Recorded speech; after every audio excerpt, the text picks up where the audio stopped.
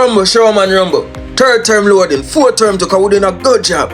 A very good job, Jamaica.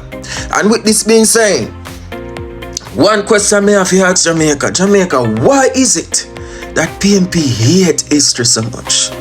They're supposed to get 0% when it comes on to a history exam in relation to the affairs of Jamaica. Because them skull class, them run from it. And them big defenses, we living in the past, why are you living in the past? But let me tell you something, Virgin. The correlation of past, future and present is eminent, it's unavoidable. To talk about certain things, you have to look back on certain things. And it's just because history, now really good. Our history reveal the truth, what the PNP party have done to our Jamaican society in destabilizing it, destroying the very one fabrics of the Jamaican society from back in the 60s to the 70s to now. They hate to see the truth, them hate to admit the truth, so hence they keep on talking about you living in the past, why you living in the past, but listen. Like what Marcus Garvey said, people without the knowledge of their past, history, origin and culture is like a tree without roots. And that's what the PNP want the Jamaicans of today to be like. A tree without root. Stop living in the past and bear in mind that the past has affected us. Take for example, FinSac. The world financial meltdown, it is now we kind of seeing progress in relation to Jamaican development, considering that the FinSac saga, the meltdown took out like 42% of our GDP. Small business, 40,000 small business wipe out. And they are finally back on their feet. So that is how the past affect us. Even worse, those persons who are responsible for this catastrophe in the Jamaican society are the ones vying for leadership at this very moment. Is there anyone in this house who was a part of this ill-conceived policy, whose business it was to profit from the great transfer of wealth from the poor to the rich? And then we sold the banking side of the business to Daring, Bunting and Golding and FinSac in 1998. Tell me, people, should we forget what they did back then? Considering that their nature, but they to do certain things like that, it has to be a very apathetic, heartless, senseless, wickedness, earless, eyeless person, spineless person to do those things. And they're coming here, acting like they're morally inclined, empathetic, and can align with the struggle. Why they never did align with the struggles of the 40,000 small business that got wiped out, the persons that were homeless business got lost, persons commit suicide. Why weren't they empathetic back then when they created the so-called the greatest transfer of wealth from the back of the poor to the rich? Why weren't they empathetic back then? And none of them have to be empathetic with us guys. You got to be a jackass, sorry to say, to believe these guys. You don't need to get these guys out of the PNP party and form that party again to make it become a strong opposition. You have a lot of persons in there that are true original PNP, like Philip Palwell. Just like how the Prime Minister regards him, because he knows what's good and he know that the rest of them have them agenda, them risers agenda, independent from the PNP. So we can't be naive, cannot be naive, people. You know, Let listen me this. give a fair and balanced characterization of the historical development of the Jamaican economy. The PNP, through bad policy decisions, created the second debt crisis. They created the first one as well. The JLP took the first fundamental steps to address the problem. The PNP contributed and built on those steps, and the JLP further built on those steps and completed the reforms. While we acknowledge the work of the PNP in the national effort across administration, any political credit they should get for contributing to the solution is totally wiped out because they are the ones whose bad policy caused the problem in the first place.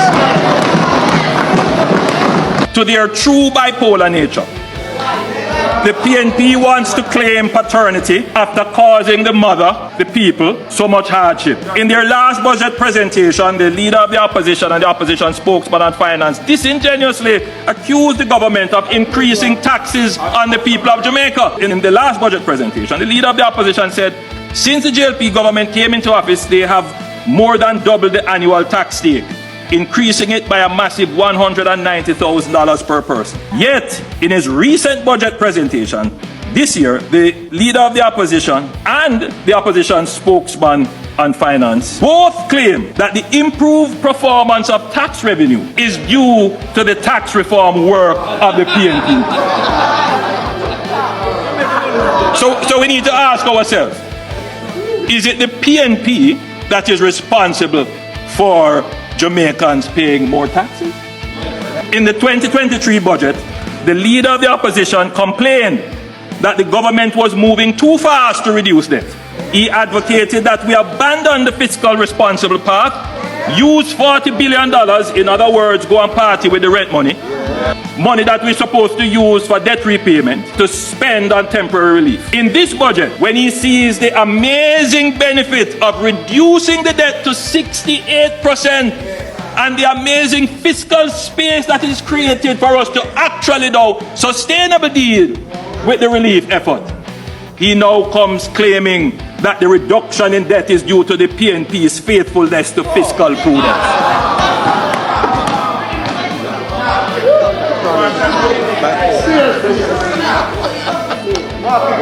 This reminds me of the classic tale of what we in Jamaica sometimes regretfully call buttless father, who caused the mother so much pain and then abandons the child. But when the child grows up to be successful, out of the blue they turn up to claim paternity and associate with success. This leader of the opposition is a man of convenience, flip-flopping between prudence and popularity when it suits him. 1 minute he disowns the child of fiscal discipline, and then the next he claims the child of fiscal discipline. The mother remembers the pain of FinSac and the high interest rate policy, the largest transfer of wealth from the poor to the rich, and she knows that she cannot trust this worthless man. So the DNA test was done.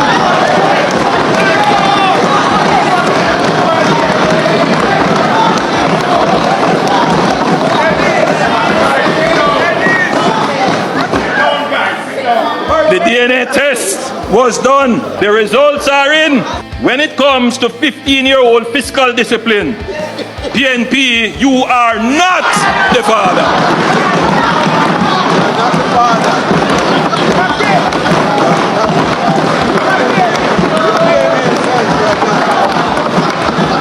Yes, your name call. But it is another Golding that is the father.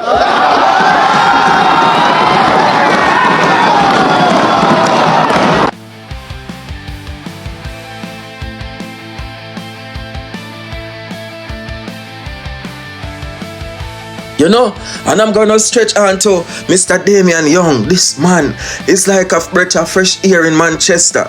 A breath of fresh air in Manchester, and what he's doing. This man have the vision like Andrew Holness, the doctor.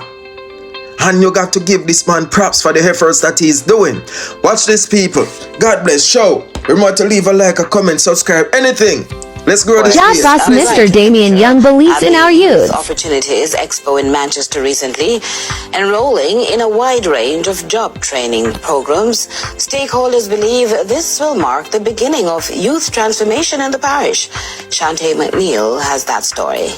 It was a day of possibilities in Mandeville as 300 young Jamaicans took their first steps towards career success. The Youth Opportunities Expo, held at the Gulfview Hotel under the Central Jamaica Social Development Initiative, CJSTI, was more than just an event. It was a gateway to a brighter future. CJSTI's Managing Director Damian Young says the mindset that nothing isn't happening for young people must be left in the past. He adds that that through this expo, doors are opening to job training, career development, and even international opportunities. Shake off that concept and let us latch on to something. I want you to consider doing the nail tech program, if you like. I want you to consider doing the butchering program, if you like. I want you to consider doing the customer service program, or the, what's that food one called again?